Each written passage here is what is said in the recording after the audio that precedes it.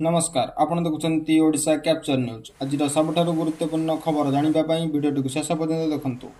मंथा बात्यार सीधा सड़क लैंडफॉल आंध्र प्रदेश काकीनाडा निकट में होइथिबा बेले एहार प्रभाव ओडिशा और आंध्र प्रदेश उभयଙ୍କ उपरे होइथला। चाषी मानक पई यह एक बड़ दुर्घटना। आकलन अनुसार प्राय 38,000 हेक्टर चाष जमी रे थिबा धान फसल एवं 138,000 हेक्टर बगीचा फसल संपूर्ण नष्ट हो जाइछि। एही क्षति चाषी मानक गभीर समस्या रे पकाइछि। समुद्र रे प्राय 1 मीटर पर्यंत उच्च जुआर माड़ी आसिबारु उपकूलवर्ती नीचा अंचल गुड़िक बन्या पानी रे बुड़ी जाइछि। फल 38,000 रु अधिक लोकंकु सुरक्षित आश्रयस्थली को स्थानांतर करा जाइछि। सेहीपरि आंध्र प्रदेश रे जने 50 वर्ष बयसर महिलांक उपरे गछ पड़ी मृत्यु घटिछि। गतकाली राति रे जने 50 वर्ष बयसर महिला जनक रास्ता रे जाउथिबा बेले बात्या पवन रे गोटे ताଳ गछ आसी महिलांक उपरे पड़िथिला एवं घटनास्थल रे ही मृत्यु घटिछि।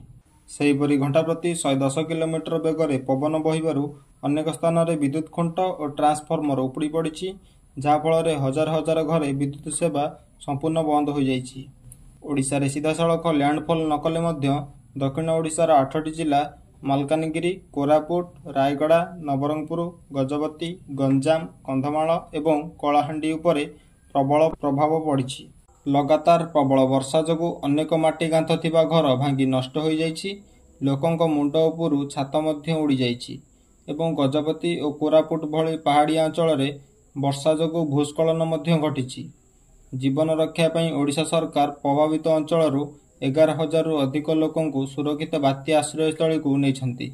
पुरी भली अनेक पर्यटन स्थल रे दर्शकों संख्या कमी जाइछि एवं सरकारी निर्देश क्रमे सुरक्षा पई विभिन्न स्थान बंद करा जाइछि।